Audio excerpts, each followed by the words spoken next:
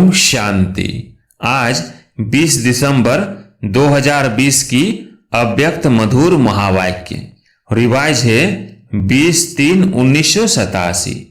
पहले सुनते हैं अव्यक्त महावाक्य के कुछ मुख्य पॉइंट्स। आज बाबा ने कहा, सत्यता की शक्ति वाला सदा नाचता रहेगा, कभी मुरझाएगा नहीं, उलझेगा नहीं, घबराएगा नहीं, कमजोर नहीं होगा। सत्यता की शक्ति वाला सदा खुशी में नाचता रहेगा, शक्तिशाली होगा, सामना करने की शक्ति होगी, इसलिए घबराएगा नहीं।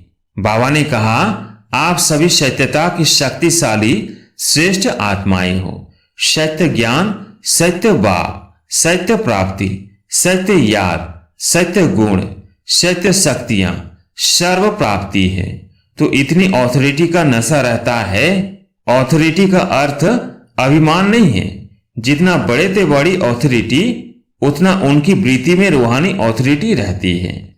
वाणी में स्नेह और नम्रता होगी, यही ऑथोरिटी की निशानी है। फिर आगे बाबा ने कहा, एक ही बाप का नया ज्ञान सत्य ज्ञान है और नए ज्ञान से नई दुनिया स्थापन होती है। यह ऑथोरिटी और नशा स्वरूप में इमर्ज हो। फिर बाबा ने कहा, सेवा के प्लान बच्चे ही जानते हैं। जैसा लक्ष्य रखेंगे वैसा प्लान बहुत अच्छे से अच्छा बन जाएगा और सफलता तो जन्मसिद्ध अधिकार है ही है, इसलिए नवीनता को प्रत्यक्ष करो। और लास्ट में बाबा ने कहा, बच्चे कहते मेरा बाबा, तो बाबा कहते तेरा हो गया। तो सरेंडर हुए ना, चाहे प्रवृत्ति में हो चाहे सेंटर पर हो। लेकिन जिसने दिल से कहा मेरा बाबा, तो बाप ने अपना बनाया। यह तो दिल का सौदा है, मोह का स्थूल सौदा नहीं है, यह दिल का है। सरेंडर माना सीमत के अंडर रहने वाला। अब मुरली सुनते हैं विस्तार से। हेडलाइन है, स्नेह और सत्यता की ऑथोरिटी का बैलेंस। आज सत बाप, सत शिक्षक, सदगुरु अपने सत्यता के शक्तिशाली सद बच्चों से मिलने आए हैं। सबसे बड़े से बड़ी शक्ति व ऑथोरिटी सत्यता की ही है। सत दो अर्थ से कहा जाता है। एक सत अर्थात सत्य, दूसरा सत अर्थात अविनाशी। दोनों अर्थ से सत्यता की शक्ति सबसे बड़ी है। बाप को सत बाप कहते हैं। बाप तो अनेक हैं, लेकिन सत बाप एक है। सत शिक्षक, सदगुरु एक ही हैं। सत्य को ही परमात्मा कहते हैं, अर्थात परम आत्मा की विशेषता सत्य अर्थात सत है। आपका गीत भी है, सत्य ही शिव है। दुनिया में भी कहते हैं सत्यम शिवम सुंदरम। साथ साथ बाप परमात्मा के लिए सचित आनंद स्वरूप कहते हैं। आप आत्माओं को सचित आनंद कहते हैं। तो सत शब्द की महिमा बहुत गाई हुई है और कभी भी कोई भी कार्य में ऑथोरिटी से बोलते तो यही कहेंगे, मैं सच्चा हूं, इसलिए ऑथोरिटी से बोलता हूं। सत्य के लिए गायन है। सत्य की नाव डोलेगी लेकिन डूबेगी नहीं। आप लोग भी कहते हो, सच तो बिठो नच। सच्चा अर्थात सत्यता की शक्ति वाला सदा नाचता रहेगा, कभी मुरझाएगा नहीं, उलझेगा नहीं, घबराएगा नहीं, कमजोर नहीं होगा। सत्यता की शक्ति वाला सदा खुशी में नाचता रहेगा, शक्तिशाली होगा, सामना करने की शक्ति होगी, इसलिए घबराएगा नहीं। सत्यता को सोने के समान कहते हैं, असत्य को मिट्टी के समान कहते हैं। भक्ति में भी जो परमात्मा की तरफ लगन लगाते हैं उन्हों को सत्संगी कहते हैं, सत का संग करने वाले हैं। और लास्ट में जब आत्मा शरीर छोड़ती है तो भी क्या कहते हैं, सत नाम संग है। तो सत अविनाशी, सत सत्य है। सत्यता की शक्ति महान शक्ति है। वर्तमान समय मेजॉरिटी लोग आप सबको देखकर क्या कहते हैं, इन्हों में सत्यता की शक्ति है, तब इतना समय वृद्धि करते हुए चल रहे हैं। सत्यता कब हिलती नहीं है, अचल होती है। सत्यता वृद्धि को प्राप्त करने की विधि है। सत्यता की शक्ति से सतयुग बनाते हो, स्वयं भी सत्य नारायण सत्य लक्ष्मी बनते हो। यह सत्य ज्ञान है, सत बाप का ज्ञान है, इसलिए दुनिया से न्यारा और प्यारा है। तो आज बाप दादा सभी बच्चों को देख रहे हैं कि सत्य ज्ञान की सत्यता की ऑथोरिटी कितनी धारण की है। सत्यता हर आत्मा को आकर्षित करती है। चाहे आज की दुनिया झूठ खंड है, सब झूठ है, अर्थात सब में झूठ मिला हुआ है, फिर भी सत्यता की शक्ति वाले विजयी बनते हैं। सत्यता की प्राप्ति खुशी और निर्भयता है। सत्य बोलने वाला सदा निर्भय होगा, उनको कब भय नहीं होगा। जो सत्य नहीं होगा तो उनको भय जरूर होगा। तो आप सभी सत्यता के शक्तिशाली श्रेष्ठ आत्माएं हो। सत्य ज्ञान, सत्य बाप, सत्य प्राप्ति, सत्य याद, सत्य गुण, सत्य शक्तियां सर्व प्राप्ति है। तो इतनी ऑथोरिटी का नशा रहता है। ऑथोरिटी का अर्थ अभिमान नहीं है। जितना बड़े ते बड़ी ऑथोरिटी, उतना उनकी वृत्ति में रूहानी ऑथोरिटी रहती है। वाणी में स्नेह और नम्रता होगी, यही ऑथोरिटी की निशानी है। जैसे आप लोग वृक्ष का दृष्टांत देते हो। वृक्ष में जब संपूर्ण फल की ऑथोरिटी आ जाती है तो वृक्ष झुकता है, अर्थात निर्माण बनने की सेवा करता है। ऐसे रूहानी ऑथोरिटी वाले बच्चे जितनी बड़ी ऑथोरिटी उतने निर्माण और सर्वस्नेही होंगे।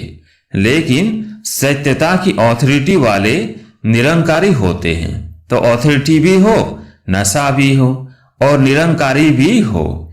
इसको कहते हैं सत्य ज्ञान का प्रत्यक्ष स्वरूप। जैसे इस झूठ खंड के अंदर ब्रह्मा बाप सत्यता की ऑथोरिटी का प्रत्यक्ष साकार स्वरूप देखा ना।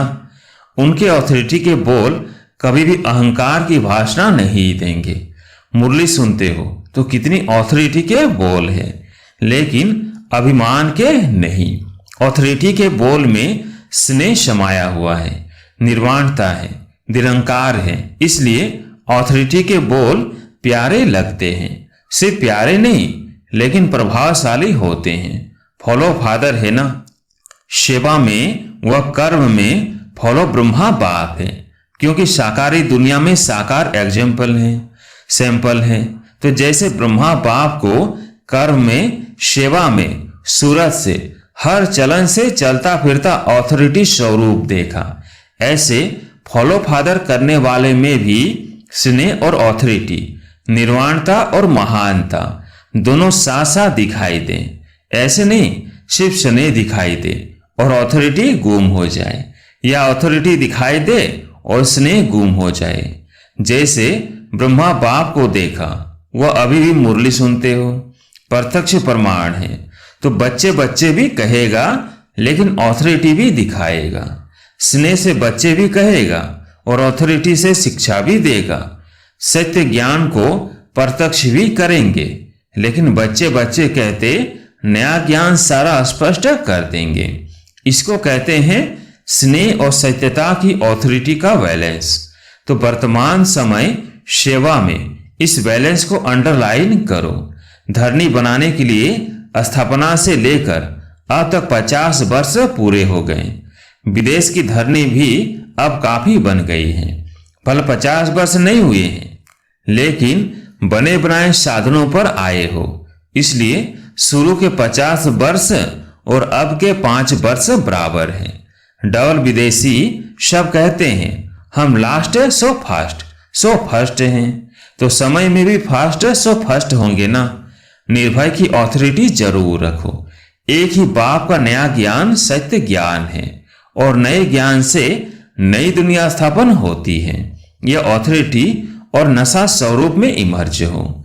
50 वर्ष तो मर्ज रखा, लेकिन इसका अर्थ यह नहीं कि जो भी आवे उनको पहले से ही नए ज्ञान की नई बातें सुनाकर कंफ्यूज कर दो। यह भाव नहीं है। धरनी, नब्ज, समय ये सब देख करके ज्ञान देना, यही नॉलेज फूल की निशानी है। आत्मा की इच्छा देखो, नब्ज देखो, धरनी बनाओ, लेकिन अंदर सत्यता की निर्भयता की शक्ति जरूर हो। लोग क्या कहेंगे यह भय न हो। निर्भय बन धरनी फल बनाओ। कई बच्चे समझते हैं यह ज्ञान तो नया है, कई लोग समझ ही नहीं सकेंगे, लेकिन बेसमझ को ही तो समझाना है। यह जरूर है, जैसा व्यक्ति वैसी रूपरेखा बनानी पड़ती है, लेकिन व्यक्ति के प्रभाव में नहीं आ जाओ। अपने सत्य ज्ञान की ऑथोरिटी से व्यक्ति को परिवर्तन करना ही है, यह लक्ष्य नहीं भूलो। अब तक जो किया वो ठीक था, करना ही था, आवश्यक था, क्योंकि धरनी बनानी थी। लेकिन कब तक धरनी बनाएंगे और कितना समय चाहिए? दवाई भी दी जाती है तो पहले ही ज्यादा ताकत की नहीं दी जाती, पहले हल्की दी जाती। लेकिन ताकत वाली दवाई दो ही नहीं, हल्की पर ही चलाते चलो। यह नहीं करो। किसी कमजोर को हाई पावर वाली दवाई दे दी तो यह भी रॉन्ग है। परखने की भी शक्ति चाहिए, लेकिन अपने सत्य नए ज्ञान की ऑथोरिटी जरूर चाहिए। आपकी सूक्ष्म ऑथोरिटी की वृत्ति ही उन्हों की वृत्तियों को चेंज करेगी, यह धरनी बनेगी। और विशेष जब सेवा कर मधुबन तक पहुंचते हो तो कम से कम उन्हों को यह जरूर मालूम पड़ना चाहिए, इस धरनी पर उन्हों की भी धरनी बन जाती है। कितनी भी कलराठी धरनी हो, किस भी धर्म वाला हो, किस भी पोजीशन वाला हो, लेकिन इस धरनी पर वो भी नर्म हो जाते हैं। और नर्म धरनी बनने के कारण उसमें जो भी बीज डालेंगे उसका फल सहज निकलेगा। सिर्फ डरो नहीं, निर्भय जरूर बनो। युक्ति से दो, ऐसा न हो कि वो आप लोगों को यह उलाहना दे कि ऐसी धरनी पर भी मैं पहुंचा, लेकिन यह मालूम नहीं पड़ा कि परमात्म ज्ञान क्या है। परमात्म भूमि पर आकर परम आत्मा की प्रत्यक्षता का संदेश जरूर ले जाएं। लक्ष्य ऑथोरिटी का होना चाहिए। आजकल के जमाने के हिसाब से भी नवीनता का महत्व है। फिर भल कोई उल्टा भी नया फैशन निकालते हैं तो भी फॉलो करते हैं। पहले आर्ट देखो कितना बढ़िया था, आजकल का आर्ट तो उनके आगे जैसे लकीरें लगेंगी। लेकिन मॉडर्न आर्ट पसंद करते हैं। मानव की पसंदी हर बात में नवीनता है, और नवीनता स्वतः ही अपने तरफ आकर्षित करती है। इसलिए नवीनता, सत्यता, महानता, इसका नशा जरूर रखो। फिर समय और व्यक्ति देख सेवा करो। यह लक्ष्य जरूर रखो कि नई दुनिया का नया ज्ञान प्रत्यक्ष जरूर करना है। अभी स्नेह और शांति प्रत्यक्ष हुई है। बाप का प्यार के सागर का स्वरूप, शांति के सागर का स्वरूप प्रत्यक्ष किया है। लेकिन ज्ञान स्वरूप आत्मा और ज्ञान सागर बाप है। इस नए ज्ञान को किस ढंग से देवे, उसके प्लेन्स अभी कम बनाए हैं।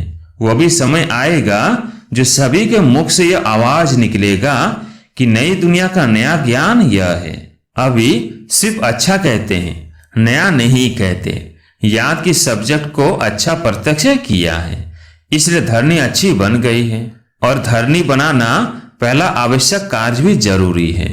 जो किया है वो बहुत अच्छा और बहुत किया है, तन मन धन लगाकर किया है, इसके लिए आफरीन भी देते हैं। पहले जब विदेश में गए थे तो यही त्रिमूर्ति के चित्र पर समझाना कितना मुश्किल समझते थे। अभी त्रिमूर्ति के चित्र पर ही आकर्षित होते हैं। यह सीढ़ी का चित्र भारत की कहानी समझते थे, लेकिन विदेश में इस चित्र पर आकर्षित होते हैं। तो जैसे वो प्लेन बनाए कि यह नई बात किस ढंग से सुनावे, तो अब भी इन्वेंशन करो। यह नहीं सोचो कि यह तो करना ही पड़ेगा। नहीं, बाप दादा का लक्ष्य सिर्फ यह है कि नवीनता के महानता की शक्ति धारण करो। इसको भूलो नहीं। दुनिया को समझाना है, दुनिया की बातों से घबराओ नहीं। अपना तरीका इन्वेंट करो, क्योंकि इन्वेंटर आप बच्चे ही हो ना। सेवा का प्लान बच्चे ही जानते हैं। जैसा लक्ष्य रखेंगे वैसा प्लान बहुत अच्छे से अच्छा बन जाएगा। और सफलता तो जन्मसिद्ध अधिकार है ही है। इसलिए नवीनता को प्रत्यक्ष करो। जो भी ज्ञान की गुह्य बातें हैं उसको स्पष्ट करने की विधि आपके पास बहुत अच्छी है और स्पष्टीकरण है। एक एक पॉइंट को लॉजिकल स्पष्ट कर सकते हो। अपनी अथॉरिटी वाले हो। कोई मनोमय व कल्पना की बातें तो है नहीं, यथार्थ है, अनुभव है। अनुभव की अथॉरिटी, नॉलेज की अथॉरिटी, सत्यता की अथॉरिटी। कितनी अथॉरिटीज हैं? तो अथॉरिटी और स्नेह दोनों को साथ साथ कार्य में लगाओ। बाप दादा खुश हैं कि मेहनत से सेवा करते करते इतनी वृद्धि को प्राप्त किया है और करते ही रहेंगे, चाहे देश है चाहे विदेश है। देश में व्यक्ति और नब्ज दे सेवा करने में सफलता है, विदेश में भी इसी विधि से सफलता है। पहले संपर्क में लाते हो, यह धरनी बनती है। संपर्क के बाद फिर संबंध में लाओ, सिर्फ संपर्क तक छोड़ नहीं दो। संबंध में लाकर फिर उन्हों को बुद्धि से समर्पित कराओ, यह है लास्ट स्टेज। संपर्क में लाना भी आवश्यक है, फिर संबंध में लाना है। संबंध में आते आते समर्पण बुद्धि हो जाए कि जो बाप ने कहा वही सत्य है, फिर क्वेश्चन नहीं उठते। जो बाबा कहता वही सही है, क्योंकि अनुभव हो जाता तो फिर क्वेश्चन समाप्त हो जाता। इसको कहते समर्पण बुद्धि, जिसमें सब स्पष्ट अनुभव होता। लक्ष्य यही रखो कि समर्पण बुद्धि तक लाना अवश्य है। तब कहेंगे माइक तैयार हुए हैं। माइक क्या आवाज करेगा? सिर्फ अच्छा ज्ञान है इन्हों का नहीं, यह नया ज्ञान है, यही नई दुनिया लाएगा। यह आवाज हो तब तो कुंभकर्ण जागेंगे ना, नहीं तो सिर्फ आंख खोलते हैं बहुत अच्छा का फिर नींद आ जाती है। इसलिए जैसे स्वयं बालक सो मालिक बन गए ना, ऐसे बनाओ। बेचारों को सिर्फ साधारण प्रजा तक नहीं लाओ, लेकिन राज्य अधिकारी बनाओ। उसके लिए प्लान बनाओ, किस विधि से करो जो कंफ्यूज भी ना हो और समर्पण बुद्धि भी हो जाए, नवीनता भी लगे, उलझन भी अनुभव नहीं करे, स्नेह और नवीनता की अथॉरिटी लगे। अब तक जो रिजल्ट रही सेवा की विधि, ब्राह्मणों की वृद्धि रही, वो बहुत अच्छा है, क्योंकि पहले बीज को गुप्त रखा, वो भी आवश्यक है। बीज को गुप्त रखना होता है, बाहर रखने से फल नहीं देता। धरने के अंदर बीज को रखना होता है, लेकिन अंदर धरनी में ही न रह जाए, बाहर प्रत्यक्ष हो, फल स्वरूप बने। यह आगे की स्टेज है, समझा? लक्ष्य रखो, नया करना है। ऐसे नहीं कि इस वर्ष ही हो जाएगा, लेकिन लक्ष्य बीज को भी बाहर प्रत्यक्ष करेगा। ऐसे भी नहीं सीधा जाकर भाषण करना शुरू कर दो। पहले सत्यता की शक्ति की भाषणा दिलाने के भाषण करने पड़ेंगे।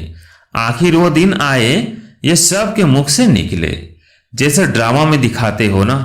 सब धर्म वाले मिलकर कहते हैं हम एक हैं, एक के हैं, वो ड्रामा दिखाते हो। यह प्रैक्टिकल में स्टेज पर सब धर्म वाले मिलकर एक ही आवाज में बोले, एक बाप है, एक ही ज्ञान है, एक ही लक्ष्य है, एक ही घर है, यही है। अब वो आवाज चाहिए। ऐसा दृश्य जब बेहद की स्टेज पर आए तब प्रत्यक्षता का झंडा लहराएगा और इस झंडे के नीचे सब यही गीत गाएंगे। सबके मुख से एक शब्द निकलेगा, बाबा हमारा। तब कहेंगे प्रत्यक्ष रूप में शिवरात्रि मनाई, अंधकार खत्म हो, गोल्डन मॉर्निंग के नजारे दिखाई देंगे। इसको कहते हैं आज और कल का खेल।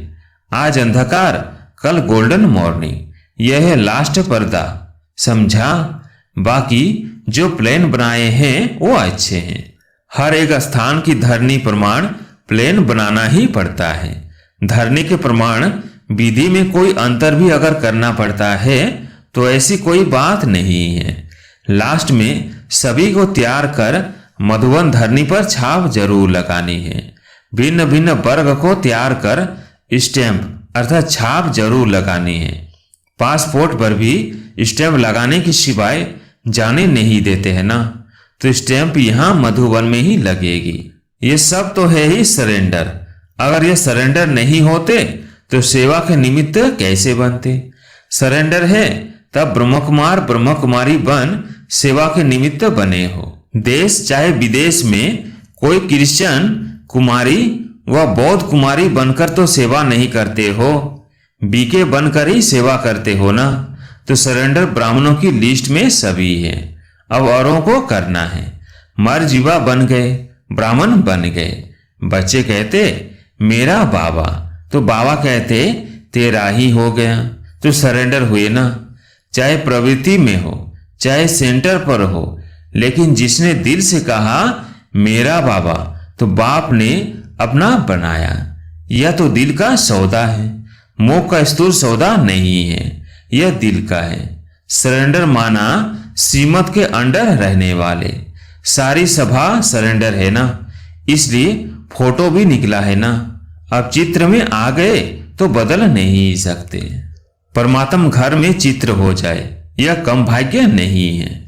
यह स्थूल फोटो नहीं, लेकिन बाप के दिल में फोटो निकल गया।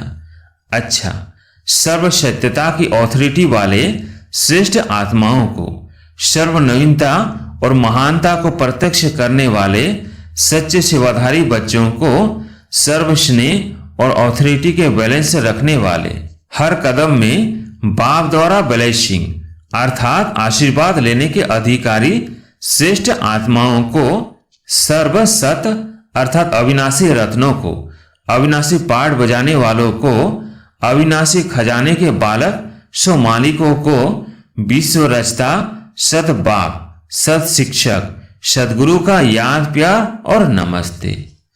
वरदान है मन के मौन से सेवा की नई इन्वेंशन निकालने वाले सिद्धि स्वरूप भव। मन के मौन से सेवा की नई इन्वेंशन निकालने वाले सिद्धि स्वरूप भव। जैसे पहले पहले मौन व्रत रखा था तो सब फ्री हो गए थे, टाइम बच गया था, ऐसे अब मन का मौन रखो जिससे व्यर्थ संकल्प आवे ही नहीं। जैसे मुख से आवाज ना निकले वैसे व्यर्थ संकल्प ना आए, यह मन का मौन, तो समय बच जाएगा। इस मन के मौन से सेवा की ऐसी नई इन्वेंशन निकलेगी जो साधना कम और सिद्धि ज्यादा होगी। जैसे साइंस के साधन सेकंड में विधि को प्राप्त कराते हैं, वैसे इस साइलेंस के साधन द्वारा सेकंड में विधि प्राप्त होगी।